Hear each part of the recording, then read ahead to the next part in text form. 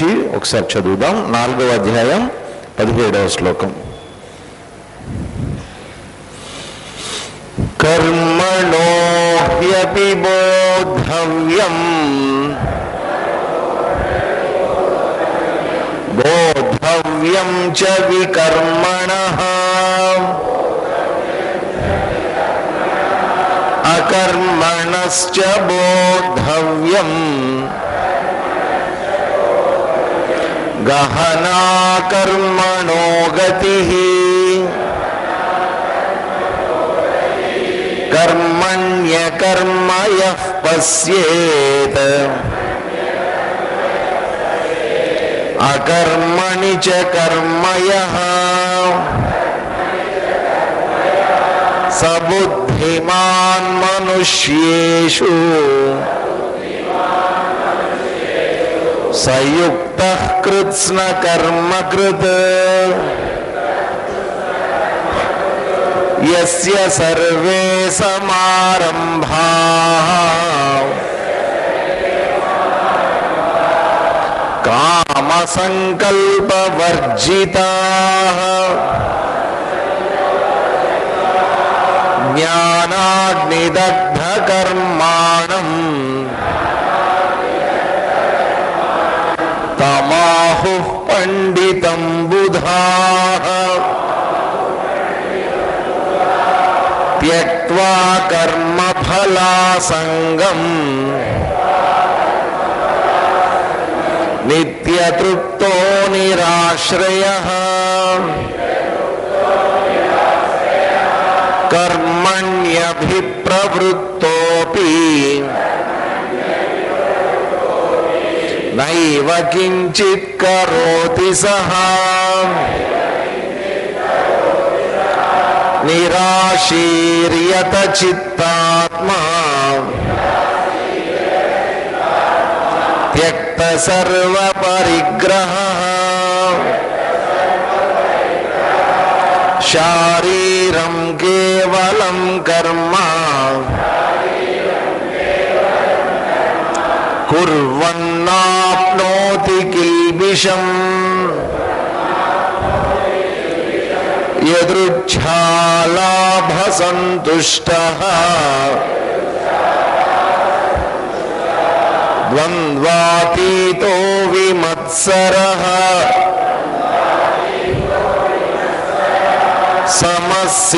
సమసిద్ధావసిద్ధౌ చ కృత్వాపి న నిబధ్యతే కృత్వాపి న నిబధ్యతే గత సంగస్య ముక్తస్య జ్ఞానావస్థిత చేతసః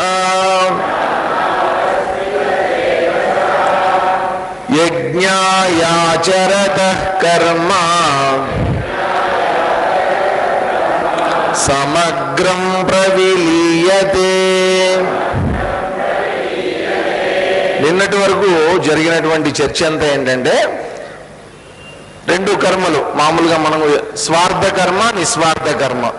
స్వార్థ కర్మ అంటే ఏంటంటే మన యొక్క ఫలితం కోసం, మన యొక్క స్వార్థం కోసం, మన యొక్క అభివృద్ధి కోసం, ఔన్నత్యం కోసం చేసేటటువంటి కర్మలు. కొన్ని ఏవో కోరికలు పెట్టుకుని చేసుకుంటూ ఉంటాం మనం, తప్పులేదు దాంట్లో. అయితే ఏంటంటే ఇక్కడ చెప్పినటువంటిది ఏంటంటే మనం నైతికంగా అభివృద్ధి చెందాలి. అంటే ఒక జీవితం అనేటువంటిది జీవించిన తర్వాత ధర్మంలో కూడా చెప్తారనమాట, అభ్యుదయ నిశ్రేయ ప్రాప్త సిద్ధీతి ధర్మ. ధర్మం అంటే ఏంటి? అభ్యుదయం అనేటువంటిది ఉండాలి. జీవితంలో ఏదో అడుక్కు తింటూ బతకటమో, లేకపోతే భిక్షాటనం చేసుకుంటూ బతకటమో అలా ఉండకూడదు. చాలా చక్కగా ఉన్నతంగా మంచి స్థితిలో బతకాలి. అలా బతకాలి అంటే మంచి కర్మలు చేయాలి, మంచి కోరికలు కోరుకోవాలి, అవన్నీ చక్కగా తీరాలి, అవన్నీ చేయాలి, దాంట్లో ఏం సందేహం లేదు. అయితే ఏంటంటే ఇవన్నీ చేసేటటువంటి క్రమంలో ఏం జరుగుతుందంటే మానవుడు నెమ్మదిగా కర్మఫలాసక్తి ఎక్కువైపోయి కేవలం ఒక స్థాయి దాటిన తర్వాత కూడా ఇంకా చాలు అని అనిపించిన తర్వాత కూడా ఇంకా ఏదో పొందాలి, ఇంకా ఇంకా కావాలి, ఇంకా ఇంకా కావాలి, స్వార్థ కర్మలే చేసుకుంటూ పోవాలని ఒక స్థాయికి వెళ్ళిన తర్వాత ఏం చేస్తాడంటే భగవంతుడు కూడా పక్కన పెట్టేస్తాడు, తన చుట్టూ ఉండేటటువంటి భార్యా పిల్లల్ని పక్కన పెట్టేస్తాడు, సమాజాన్ని పక్కన పెట్టేస్తాడు, అన్ని పక్కన పెట్టేసి కేవలం స్వార్థం కోసమే కర్మలు చేస్తూ ఉంటాడు. అది ఒక స్థాయి మించిపోయినటువంటి ఆలోచన అన్నమాట. కాబట్టి అంతదాకా వెళ్ళకూడదండి ఎప్పుడు కూడా. కాబట్టి మన కర్మలు మనం చేసుకుంటూనే ఉండాలి. ఆ కర్మలని ఇక్కడ ఏం చెప్తున్నారు, అర్పణ భావంతో, అంటే అసలు ఫలాపేక్ష అనేటువంటిది లేకుండా కర్మ ప్రారంభించే ముందే కర్మ ఎలా జరిగితే అలా జరుగుతుంది, నాకేం పర్వాలేదు అన్నట్టుగా జ్ఞానాగ్ని దగ్ధ కర్మాణం. ఈ జ్ఞానంలో, ఆత్మజ్ఞానంలో ఈ కర్మ ఫలితాలన్నీ కూడా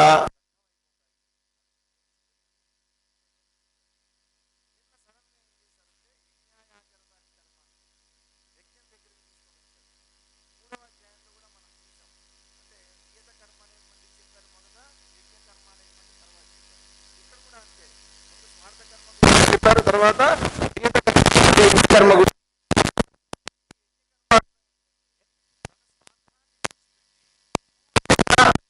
సంగ్రహాన్ని దృష్టిలో పెట్టుకొని, ప్రపంచం యొక్క ఔన్నత్యాన్ని దృష్టిలో పెట్టుకొని, తన యొక్క ఔన్నత్యం, ఇప్పుడు లోకం యొక్క ఔన్నత్యాన్ని దృష్టిలో పెట్టుకుని చేసేటటువంటి కర్మలన్నింటినీ కూడా యజ్ఞ కర్మలు అని అన్నారు. కాబట్టి ఈ యజ్ఞ కర్మల్ని ఆచరించేటటువంటి విధానం దేంటి యజ్ఞకర్మ అంటారు. అసలు యజ్ఞం అంటే ఏంటి, ఎన్ని రకాల యజ్ఞాలు చేస్తూ ఉంటారు ఈ ప్రపంచంలో, ఇక్కడి నుంచి ఈ డిస్కషన్ అంతా సాగుతూ ఉంటుంది అన్నమాట. కాబట్టి తర్వాత శ్లోకం చదువుదాం. 24వ శ్లోకం. బ్రహ్మార్పణం బ్రహ్మ హవిః బ్రహ్మాగ్నౌ బ్రహ్మణాహుతం బ్రహ్మైవ తేన గంతవ్యం బ్రహ్మ కర్మ సమాధినా బ్రహ్మార్పణం బ్రహ్మ హవిః బ్రహ్మాగ్నౌ బ్రహ్మణాహుతం బ్రహ్మైవ తేన గంతవ్యం బ్రహ్మ కర్మ సమాధినా. అంటే ఒక యజ్ఞం జరుగుతోంది అనుకోండి, ఎక్కడన్నా మనం చూస్తూ ఉంటాం, హోమాలు యజ్ఞాలు చూస్తూ ఉంటాం. అక్కడ ఏముంటుంది, చక్కగా ఒక హోమగుండం కడతారు. ఆ హోమగుండం ఏదంటే అది కట్టకూడదు, దానికి కొన్ని కొలతలు ఉంటాయి. చేసేటటువంటి హోమాన్ ప్రకారం, యజ్ఞం ప్రకారం ఆ హోమగుండం యొక్క ఆకారం కూడా నిర్ణయించబడి ఉంటుంది. దానికి ఎన్ని స్టెప్స్ ఉండాలి, ఎంత వెడల్పు పొడుగులు ఉండాలి, ఇవన్నీ కూడా నిర్ణయించబడి ఉంటాయి. ఆ చుట్టూ ఋత్వికులందరూ కూర్చుని ఉంటారు. వాళ్ళందరూ కూడా కంకణ ధారణ చేసుకుని చక్కగా అన్ని వైపులు కూర్చుని రకరకాలైనటువంటి నవవిధమైనటువంటి సమిధల్ని వేస్తూ ఉంటారు, రకరకాలైనటువంటి హోమ ద్రవ్యాలని వేస్తూ ఉంటారు, నవధాన్యాల్ని వేస్తూ ఉంటారు. ఆ చెరువు అన్నం అని ఉంటుంది, ఆ బెల్లంతో చేసినటువంటి అన్నం, తీపన్నం, ఆ తీపన్నాన్ని వేస్తూ ఉంటారు. ఒక్కొక్క దేవతకి ఒక్కొక్క రకమైనటువంటి హవిస్సులు ఉంటాయి, ఆ హవిస్సులను అర్పిస్తూ ఉంటారు. దాంట్లో అన్ని కూడా ఏంటంటే ఒక కొలత ప్రకారం ఉంటాయి.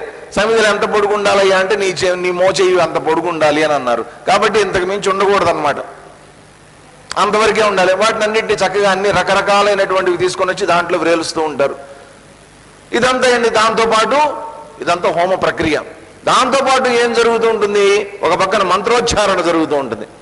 సో మంత్రాలు చదువుతూ ఉంటారు, దేవతలకి సమర్పిస్తూ ఉంటారు. ఇంద్రాయ స్వాహ, ఇంద్రాయదం నమః, ఇంద్రుడికి సమర్పిస్తున్నాను, ఇది ఇంద్రాది కాదు ఇంద్రుడిది అని చెప్తూ సమర్పిస్తూ ఉంటారు. అంటే ఇంద్రాయ స్వాహ, స్వాహ ఎవరు ఇంతకీ, అగ్నిదేవుడి భార్య స్వాహాదేవి, ఆవిడికి అర్పిస్తూ ఉంటారనమాట. ఆవిడ ఏం చేస్తుంది, వాళ్ళ ఆయనకి ఇస్తుంది. అగ్నిదేవుడు ఏం చేస్తూ ఉంటాడు, ఇచ్చినటువంటి భాగాన్ని, హవిర్భాగాన్ని తీసుకుని వెళ్ళి ఏ ఏ దేవతలకైతే మనం చెప్పి అందిస్తున్నామో ఆ దేవతలకి కొరియర్ సర్వీస్ అన్నమాట, తీసుకెళ్ళి ఇచ్చేస్తూ ఉంటాడు ఆయన ఆ హవిసుల్ని. కాబట్టి ఇదంతా ఒక పెద్ద రెస్పాన్సిబిలిటీ, మనం ఇవ్వటం, ఆయన తీసుకోవటం, దాన్ని హవిర్భాగాల్ని దేవతలకి సమర్పించటం. ఇలా సమర్పించినటువంటిది ఎన్ని వేలు చేస్తారు, దాంట్లో అప్పటి వరకు జపం అని ఉంటుంది, మొట్టమొదటి జపం చేస్తారు. ఇన్ని వేలు, 10,000 జపం, లేకపోతే 1000 జపం ఇట్లా ఉంటుంది. ఆ చేసినటువంటి దాంట్లో దశాంశం ఏం చేయాలి? హోమం చేయాలి. ఒకవేళ 1000 జపం చేసామనుకోండి, 1000లో దశాంశం అంటే ఎంత? 100 సార్లు స్వాహా చెప్పి అదే మంత్రాన్ని ఇక్కడ వెయ్యాలి. వేసిన తర్వాత ఎన్నైతే వేసావో దాంట్లో దశాంశం, ఇప్పుడు 100 వేసాం, దాంట్లో దశాంశాన్ని క్షీరతర్పణం చేయాలి. అంటే ఎన్నవుతుంది అది? 10. 10లో దశాంశం అన్న సంతర్పణ చేయాలి. అంటే ఒకళ్ళకన్నా భోజనం పెట్టాలి. ఇదంతా ఒక సిస్టమ్, ఇదంతా ఒక యజ్ఞం, ఇదంతా హోమం, ఇదంతా ప్రక్రియ పెట్టారు మనకి. అయితే ఇక్కడ చెప్తున్నటువంటిది ఏంటంటే, ఇది ఒక విచిత్రమైనటువంటి శ్లోకం, బ్రహ్మార్పణం బ్రహ్మహవి. ఇదేంటంటే మామూలుగా భోజనం చేసే ముందు చాలా మంది ఏం చేస్తారంటే మొత్తం చేతిలోకి నీళ్లు తీసుకుని పరిశీచనం అంటారు.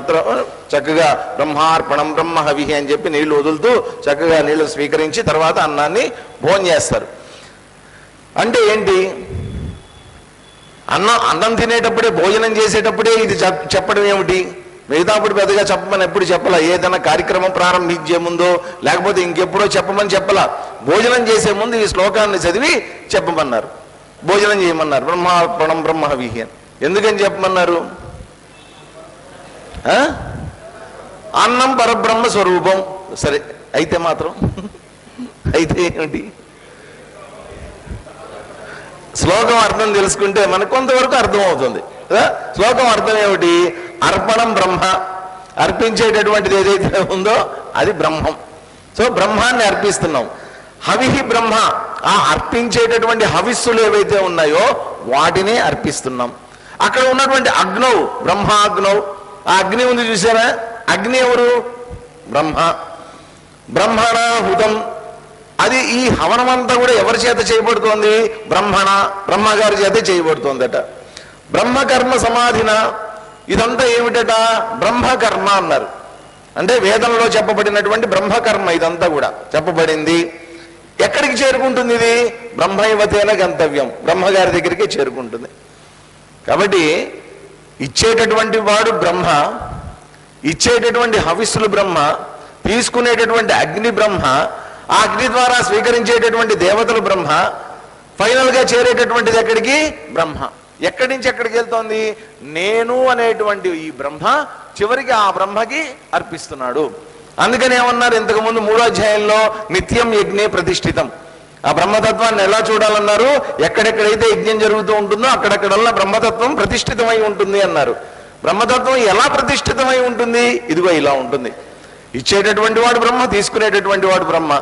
కాబట్టి ఏంటంటే మా అమ్మ చిన్నప్పుడు మాకేం మంత్రాలు పెద్దగా తెలియదు, బాగా చాలా చిన్నప్పుడు ఏంటంటే అన్నం తినేమని చెప్పాడు, భగవంతుడా ఇచ్చేది నువ్వే తినేది నువ్వే అని చెప్పుకొని తినరా అనేది. అంతే. మేము మాకు అంత ఈ బ్రహ్మాత్మనం బ్రహ్మవి మంత్రాలన్నీ మాకేం తెలుసు చిన్నపిల్లలకి? ఊరికినే అంతే అనుకున్నాను, భగవంతుడా ఇచ్చేది నువ్వే తినేది నువ్వే అనుకుని స్కూల్లో కూడా అలాగే తినేవాడు. అలా నేర్పించారు. తర్వాత పెద్ద అయిన తర్వాత ఓహో దీని వెనక ఇంత పెద్ద శ్లోకం ఉందా అని తర్వాత తెలిసింది మనకి. చిన్నప్పుడు అంతకుమించి ఇంకా జ్ఞానం అక్కర్లేదు మనకు, ఆ జ్ఞానం చాలు చిన్నప్పుడు కదా. ఇక్కడ ఏంటంటే వాస్తవంగా మనం జాగ్రత్తగా ఆలోచిస్తే మన లోపల ఒక నిరంతర యజ్ఞం జరుగుతోంది. ఒకసారి చూడండి లోపల, ఇది నిరంతర యజ్ఞం, ఆరనటువంటి యజ్ఞం. ఎప్పుడు మొదలైంది యజ్ఞం? పుట్టంగానే మొదలైంది కదా. చివరికి ఏమవుతుంది? చనిపోయిన తర్వాత యజ్ఞం ఆగిపోతుంది. అప్పటిదాకా ఈ లోపల శరీరంలో ఉండేటటువంటి అవయవాలు, అంగాలు, ఇంద్రియాలు, మనస్సు, బుద్ధి ఇవన్నీ కూడా నిరంతరం వాటి కర్మలన్నింటినీ చేస్తున్నాయి. ఇదంతా ఒక మహాయజ్ఞం. కాబట్టి ఇదంతా ఏమిటి? భగవంతుడి యొక్క సంకల్పం. భగవంతుడి యొక్క సంకల్పం ద్వారా నా లోపల గుండె కొట్టుకుంటోంది, అవయవాలు పనిచేస్తున్నాయి. ఆయన సంకల్పం ఆగిపోయినటువంటి రోజున ఇవన్నీ ఆగిపోతాయి. కాబట్టి భగవంతుడి యొక్క సంకల్పమే నా లోపల ఒక యజ్ఞంలాగా జరుగుతోంది అన్న భావనతోటి మనం భోజనం చేస్తాం. ఇప్పుడు ఆ యజ్ఞ సంకల్పం అనేటువంటిది కంటిన్యూ అవ్వాలంటే దానికి ఏం కావాలి?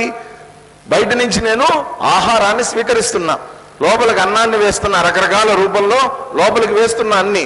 ఈ ఇచ్చినటువంటిదంతా కూడా ఏమిటి? యజ్ఞం ద్వారా నేను ఈ యజ్ఞాన్ని నడపడానికి, లోపల జరిగేటటువంటి యజ్ఞాన్ని నడపడానికి కావలసినటువంటి హవిస్సుల్ని నేను బయట నుంచి సప్లై చేస్తున్నా. అవి ఎవరిస్తున్నారు? నేనే ఇస్తున్నా. నా లోపల జరిగేటటువంటి యజ్ఞానికి నేనే సమర్పణ భావంతో ఇస్తున్నా. ఎందుకని? నా లోపల బ్రహ్మతత్వం అనేటువంటిది ఉంది, నా లోపల చైతన్యం ఉంది. ఆ చైతన్యం ద్వారా ఈ శరీరం అనేటువంటిది, శరీరంలో ఉండేటటువంటి ప్రాణాలు ఇవన్నీ కూడా ప్రకాశిస్తున్నాయి. ఆ బ్రహ్మతత్వానికి నేను అర్పిస్తున్నా. అంతేకాదండి, కేవలం శరీరంకి అన్నం ద్వారా అర్పించేటటువంటిది మాత్రమే హవిస్సులు కాదండి. ఇంకా చాలా రకాలైనటువంటి హవిస్సుల్ని మనం లోపలికి తీసుకుంటూ ఉంటాం. సో అవన్నీ కూడా తర్వాత చెప్తున్నారు చూడండి. తర్వాత శ్లోకంలో దైవమేవాపరే యజ్ఞం యోగినః పర్యుపాసతే బ్రహ్మాజ్ఞావపరే యజ్ఞం యజ్ఞేనైవోపజుహ్వతి.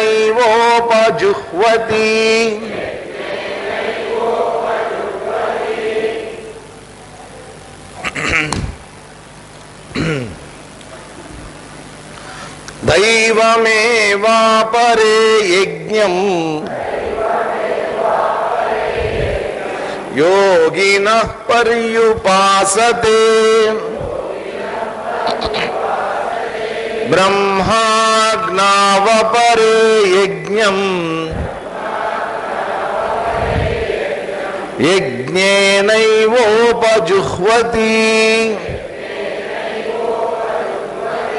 అపరే యోగినః, ఇంకొంతమంది ఏం చేస్తారట? ఇప్పుడు మనం స్వీకరించేటటువంటిది యజ్ఞం కింద మనం తీసుకున్నాం. లోపల వేసేదంతా కూడా యజ్ఞమే, తీసుకునేది యజ్ఞమే, భగవంతుడు యజ్ఞమే, అంతా యజ్ఞం కింద, భగవంతుడి కింద, ఆత్మ కింద తీసేసుకున్నాం, బ్రహ్మ కింద తీసుకున్నాం. ఇప్పుడు ఏమంటున్నారంటే అపరే యోగినః, ఇంకొంతమంది యోగులు ఏం చేస్తారట?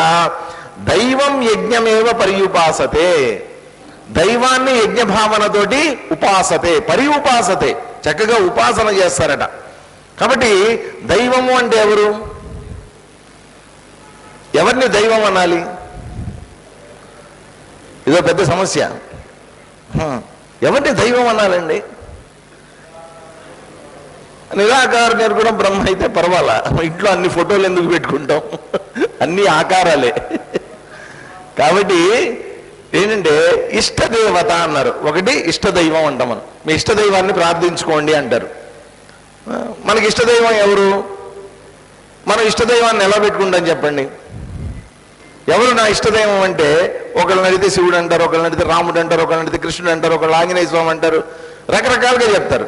నా ఇష్టదైవం ఎలా ఏర్పడుతున్నాడు చెప్పండి? నా ఇష్టదైవం ఎలా ఏర్పడతాడు? నా కోరికలను బట్టి ఏర్పడతాడు. ఒక్కొక్క దేవత ఒక్కొక్క రకమైనటువంటి కోరికలు తీరుస్తూ ఉంటారు. సార్ నాకుండే కోరికలను బట్టి నాకు కావలసినటువంటి దేవతను సెలెక్ట్ చేసుకుంటా. ఇంకొంతమంది ఏం చేస్తారంటే ఎవరో ఒక దేవుడు పెట్టుకుని అన్ని కోరికలు ఆయన ద్వారానే తీర్చుకుందామని ప్రయత్నం చేస్తారు. సో కోరికను బట్టి దేవుడు ఉంటాడు, దేవుడిని బట్టి కోరికలు ఉంటాయి. మొత్తానికి ఏంటంటే మన అవసరాల్ని, అంటే మనకు ఉండేటటువంటి ప్రాబ్లమ్స్నో, మనకి లేకపోతే మన చేతుల్లో లేనటువంటి వాటిని పొందడానికో, లేదా మన చేతుల్లో ఉన్నటువంటి దాన్ని సంపాదించడానికి కావలసినటువంటి శక్తిని పొందడానికో, చాలా మంది అండి మామూలుగా ఏంటంటే భగవంతుడిని డైరెక్ట్గా కోరుకునే వాళ్ళు ఉంటారు. దేవుడా నాకు అది ఇచ్చే, నాకు ఇది ఇచ్చే, నాకు ఇది ఇచ్చే అని కోరుకునే వాళ్ళు ఉంటారు. కానీ తెలివైనటువంటి వాళ్ళు కొంతమంది ఉంటారండి, భగవంతుడిని ఏమడుగుతారో తెలుసా? వాళ్ళు ఏమడుగుతారంటే, భగవంతుడా నాకు ఫలానాది పొందాలని ఉంది, అది పొందడానికి కావలసినటువంటి మార్గాన్ని చూపించు దేవుడా అని అడుగుతారు. అది పొందడానికి కావలసినటువంటి శక్తిని నాకు ఇవ్వు భగవంతుడా అంటారు. దానికి జ్ఞానం కావాల్సి వస్తే ఆ జ్ఞానాన్ని నాకు ఇవ్వు భగవంతుడా అంటారు. దానికి శారీరక శక్తి కావాల్సి వస్తే ఆ శారీరక శక్తిని నాకు ఇవ్వు భగవంతుడా అని కోరుకుంటారు తప్ప ఫలాన్ని కోరుకోరు ఎప్పుడు కూడా. కాబట్టి కొంతమంది యోగులైనటువంటి వాళ్ళు, ఇక్కడ మామూలు వ్యక్తుల గురించి చెప్పట్లా, యోగులైనటువంటి వాళ్ళు ఎవరైతే ఉన్నారో, యోగులు అంటే ఎవరు? మళ్ళా యోగాన్ని ఆచరించేటటువంటి వాళ్ళందరూ యోగులు. అంటే భగవత్ తత్వాన్ని తెలుసుకోవాలి అనేటువంటి జ్ఞానం పొందాలనుకున్నటువంటి వాళ్ళందరూ కూడా యోగులు. వాళ్ళు ఏం చేస్తారట? దైవం, దివ్యమైనటువంటి లక్షణాలు కలిగినటువంటి వాళ్ళు. దివ్యమైనటువంటి లక్షణాలు అంటే ఏమిటి? ఇక్కడ ఇచ్చేటటువంటి వాళ్ళు. ఇప్పుడు మనకు ఏదన్నా కావాలనుకోండి, ఎవరి దగ్గరికి వెళ్ళి అడుగుతాం? మనకు కావాల్సింది మనం అడిగేటటువంటి వాడి దగ్గర ఉండాలి. ఉన్నప్పుడు వాడిని అడుగుతాం, లేనటువంటి వాడిని ఏమడుగుతాం? ఇప్పుడు బట్టల షాప్కి వెళ్ళి, సార్ నాకు మసాలా దోశ కావాలంటే ఇస్తారా పాపం వాళ్ళు? బట్టల షాప్కి వెళ్ళి మసాలా దోశ కావాలంటే బాబు హోటల్కి వెళ్ళి అంటారు. హోటల్కి వెళ్ళి పట్టు చీర అడుగుతామా? వాళ్ళు ఇవ్వలేరు. వాడి దగ్గర ఏముందో వాళ్ళ దగ్గర అదే ఇస్తారు మనకి. కాబట్టి మనం ఏది అడిగినా కానీ అది ఇవ్వగలిగినటువంటి శక్తి అవతల వాళ్ళ దగ్గర ఉండాలి, ఆ కెపాసిటీ ఉండాలి. దాన్ని బట్టి మనం దైవాన్ని నిర్ణయిస్తాం. ఇక్కడ కూడా యోగులు ఏమిటి, యోగంలో ఉండేటటువంటి వాళ్ళు కోరుకునేటటువంటిది ఏంటంటే నేను దివ్యత్వాన్ని పొందాలి అని కోరుకుంటారు, అంతేనండి. అంతకుమించి ఇంకేం కోరుకోరు వాళ్ళు. నేను దివ్యత్వాన్ని తెలుసుకోవాలి, దివ్యత్వాన్ని చేరుకోవాలి, దివ్యత్వంలో నేను లయమైపోవాలి అని కోరుకుంటారు వాళ్ళంతా కూడా. అందుకోసమని ఏమన్నారు, యోగులైనటువంటి వాళ్ళు దేవతలనే బ్రహ్మగా యజ్ఞంగా ఆరాధించేటటువంటి వాళ్ళు ఉన్నారట. ఆ భగవద్ ఉపాసన చేసేటటువంటి ఉపాసన ఏదైతే ఉందో అది కూడా యజ్ఞం. కాబట్టి కేవలం యజ్ఞం అంటే హోమగుండం వేసి అగ్ని వేసి దాంట్లో అన్ని వేయటం అదొకటే కాదండి యజ్ఞం అంటే. యజ్ఞం అంటే ఏమిటిట, భగవంతుణ్ణి ఉపాసన చేయటం కూడా యజ్ఞమే. బ్రహ్మాజ్ఞావపరే యజ్ఞం. మరికొంతమంది ఇంకా ఏం చేస్తారట, అపరే యజ్ఞే ఏవ బ్రహ్మ అగ్నౌ యజ్ఞం ఉపజుహ్వతి. ఆ అగ్నిలోనే బ్రహ్మతత్వాన్ని చూడాలనుకుని చెప్పి హవిస్సులన్నీ కూడా బ్రహ్మ కోసం సమర్పిస్తారట. దేవతల కోసం సమర్పించేటటువంటి వాళ్ళు కొంతమంది అయితే బ్రహ్మ కోసం సమర్పించేటటువంటి వాళ్ళు ఇంకొంతమంది. దేవతలకి బ్రహ్మకి తేడా ఏంటి చెప్పండి? బ్రహ్మ అంటే మనం అనుకునేటటువంటి చతుర్ముఖ బ్రహ్మ కాదండి. చతుర్ముఖ బ్రహ్మ అంటే ఎవరు? అక్కడ మామూలుగా బ్రహ్మ విష్ణు మహేశ్వరుడు క్రియేటర్ అంటే సృష్టికర్త బ్రహ్మ అన్నమాట. ఆయన కాదు అక్కడ బ్రహ్మ అంటే. ఇక్కడ తెలుసుకోవలసినటువంటి అర్థం ఏంటంటే నాలో ఉండేటటువంటి ఆత్మతత్వమే బ్రహ్మతత్వం. కాబట్టి బ్రహ్మ అంటే ఎవరు? వాస్తవంగా బ్రహ్మ విష్ణు మహేశ్వరులకి సైతం ఆధీనంలో ఉంచుకునేటటువంటి వాడు, వాళ్ళ ముగ్గురిని కూడా తన చెప్పు చేతుల్లో ఉంచుకునేటటువంటి వాడు ఎవరైతే ఉన్నారో ఆయన వాళ్ళ ముగ్గురిని కూడా చైతన్యవంతం చేసేటటువంటి బ్రహ్మస్వరూపం. ఆయనే పరబ్రహ్మ అంటాం మనం. కాబట్టి దేవతల్ని ఒక్కొక్క దేవతని ఒక్కొక్క కోరికతో ఆరాధించేటటువంటి వాళ్ళు ఉంటారు. ఇదంతా పక్కన పెట్టేసి అసలు ఆ పరబ్రహ్మను ఆరాధిద్దాం అనుకుని పరబ్రహ్మ కోసం యజ్ఞం చేసేటటువంటి వాళ్ళు ఉంటారు. వాళ్ళంతా ఎవరయ్యా? యోగులైనటువంటి వాళ్ళట. తర్వాత ఏమంటున్నారో చూద్దాం.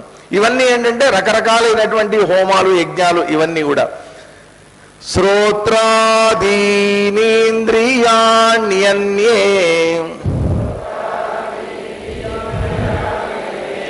సంయమాగ్నిషు జుహ్వతి శబ్దాదీన్ విషయానన్యా ఇంద్రియాగ్నిషు జుహ్వతి శ్రోత్రాదీనేంద్రియాణ్యన్యే సంయమాగ్నిషు జుహ్వతి శబ్దాదీన్ విషయానన్యా ఇంద్రియాగ్నిషు జుహ్వతి. ఇంకొంతమంది ఏం చేస్తారు? ఇంతకుముందు కొంతమంది అపరే యోగినః అన్నారు, ఇప్పుడు ఇంకొంతమంది ఏం చేస్తారు? ఇదంతా ఏంటంటే లిస్టింగ్ అన్నమాట. అన్ని సంయమాగ్నిషు శ్రోత్ర ఆదీని ఇంద్రియాణి జుహ్వతి. శ్రోత్రం అంటే ఏంటి? చెవులు. చెవుల ద్వారా మనం ఏం చేస్తాం? శబ్దాలు వింటాం. కొంతమంది ఏం చేస్తారట, ఈ చెవి ఏ ఇంద్రియం కిందకు వస్తుంది? ఇది ఏ ఇంద్రియం? జ్ఞానేంద్రియం. శబ్దం ద్వారా మనం జ్ఞానాన్ని పొందుతాం కాబట్టి జ్ఞానేంద్రియము అని అన్నారు. కాబట్టి కొంతమంది ఏం చేస్తారట, ఈ ఇంద్రియాలని కంట్రోల్లో పెట్టుకుంటారట. ఆ కంట్రోల్లో పెట్టుకోవడం కూడా యజ్ఞమేనటండి. సంయమనము అన్నారు. సంయమనము అంటే ఏంటంటే కంట్రోల్లో పెట్టుకోవడం, నిగ్రహంలో పెట్టుకోవడం. ఆ సంయమనం కూడా యజ్ఞమే.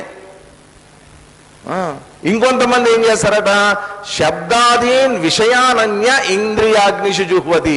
కొంతమంది ఏం చేస్తారట, శబ్దము అనేటువంటి దాన్ని ఇంద్రియము అనేటువంటి అగ్నిలో వేస్తారట. అదొక యజ్ఞం. అసలు చెవి దగ్గరే చేసే ఒక యజ్ఞం ఉంది, అంటే వినటంలో సంయమనం పాటించడం అనేటువంటి ఒక యజ్ఞం. రెండవ యజ్ఞం ఏంటంటే ఇప్పుడు అసలు శబ్దం వినకుండా కూర్చోవటం, శబ్దాన్ని నిగ్రహించుకొని కూర్చోవటం ఒక యజ్ఞం. ఇంకొంతమంది ఏం చేస్తారని చెప్తున్నారు ఇక్కడ, ఇంద్రియార్థం ఉంది. అంటే ఏంటి? చెవికి ఇంద్రియార్థం అంటే ఏంటి? శబ్దం కదా. కాబట్టి ఇక్కడ చేసేటటువంటి యజ్ఞం ఒక రకం అయితే అక్కడ చేసేటటువంటి ఒక యజ్ఞం ఒకటి. రెండు చెవికి సంబంధించిందే, చెవికి సంబంధించిందే. చెవి దగ్గర చేసేటటువంటి యజ్ఞం, బాహ్యంలో చేసేటటువంటి యజ్ఞం. బాహ్యంలో చేసేటటువంటి యజ్ఞం ఏంటి సార్? చెవిలో చేసేటటువంటి యజ్ఞం ఏంటి సార్? ఏంటిదంతా కన్ఫ్యూజన్? కన్ఫ్యూజన్ ఏం లేదండి. ఇక్కడంతా చెప్తుంది ఏంటంటే సంయమనము. ఇప్పుడు మీరందరూ కూర్చున్నారండి, ఇలా ఈ కూర్చుని వెంట ఉంది చూసారా, ఇది ఒక పెద్ద యజ్ఞం, చాలా పెద్ద యజ్ఞం ఇది. ఎందుకని? అసలు ఫస్ట్ టైంకి రావాలి కదా, వచ్చి కూర్చోవాలి, కూర్చున్న తర్వాత చెప్పేది వినాలి, వినేది అర్థం చేసుకోవడానికి ప్రయత్నం చేయాలి, అర్థమైన తర్వాత జాగ్రత్తగా దాన్ని అవగాహన చేసుకోవాలి, వంట పట్టించుకోవాలి. ఇదంతా ఒక పెద్ద యజ్ఞం. ఇక్కడ ఏం యజ్ఞం జరుగుతోంది మీరు చూడండి. బయట నేను మాట్లాడేటటువంటిది బయట మాట్లాడుతున్నాను, మీరు వినేది ఎక్కడ వింటున్నారు? మీ చెవులతో వింటున్నారు. విచిత్రం ఏంటంటే పక్క వాళ్ళు వింటే మీకు అర్థమవుతుందా? పక్క వాళ్ళు వింటే మీకు అర్థం కాదు. కాబట్టి మీరు వింటేనే మీకు అర్థం అవుతుంది. కాబట్టి మీరు కూర్చుని ఏం చేస్తున్నారంటే వినటం అనే యజ్ఞం చేస్తున్నారు. ఏం వినటం అనేటువంటి యజ్ఞం చేస్తున్నారు? భగవద్గీత ఇంద్రియార్థం. నేను చెప్పేటటువంటి శబ్దాన్ని, నేను చెప్పేటటువంటి భగవద్గీతని వినడానికి యజ్ఞం చేస్తున్నారు. కాబట్టి నేను ప్రొడ్యూస్ చేసేటటువంటి శబ్దాలు ఏవైతే ఉన్నాయో అది యజ్ఞమే. ఈ శబ్దాన్ని వినటం అనేటువంటిది మీరు చేయటం ఏదైతే ఉందో అది యజ్ఞమే. కాబట్టి ఇంద్రియం ద్వారా యజ్ఞం, ఇంద్రియార్థంలోనూ యజ్ఞం. ఇదంతా చేసేటటువంటి వాళ్ళు కొంతమంది ఉంటారట, ఇంద్రియాలని నిగ్రహంలో పెట్టుకొని. ఇంకొంతమంది ఏం చేస్తూ ఉంటారు? సర్వాణీంద్రియ కర్మాణి ప్రాణకర్మాణి చాపరే ఆత్మ సంయమ యోగాగ్నౌ జుహ్వతి జ్ఞానదీపితే సర్వాణీంద్రియ కర్మాణి ప్రాణకర్మాణి చాపరే ఆత్మ సంయమ యోగాగ్నౌ జుహ్వతి జ్ఞానదీపితే అపరే. ఇంకొంతమంది ఏం చేస్తారట?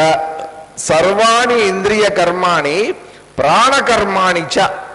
సర్వాణి ఇంద్రియ కర్మాణి ఇంతకుముందు శ్లోకంలో చెప్పింది ఏంటి? ఒక జ్ఞానేంద్రియాల గురించే చెప్పారు.